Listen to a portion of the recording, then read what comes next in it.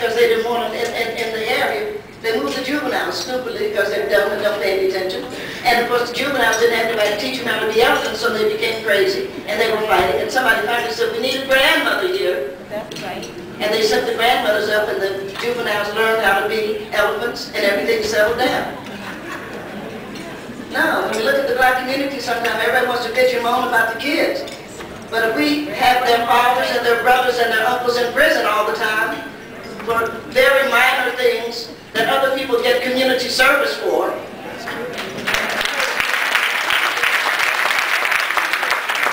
what are we going to do?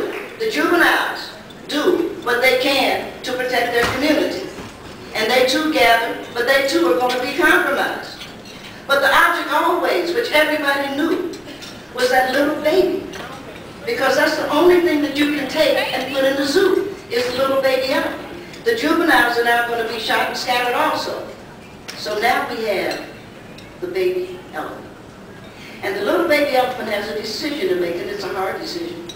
When he looks at his parents, when he looks at his community, when he looks at the devastation all around him, he can say, I too refuse to go forward.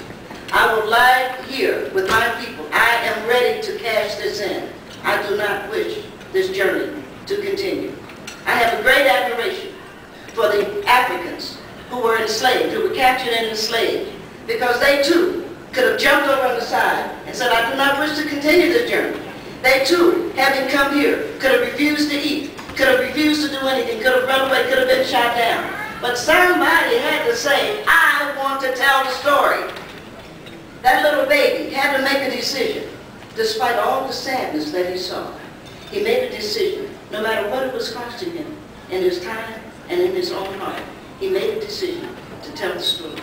We are here celebrating 70 years of a little baby elephant with a great memory, telling the story of a great people in the great state of Virginia. I could not be more pleased.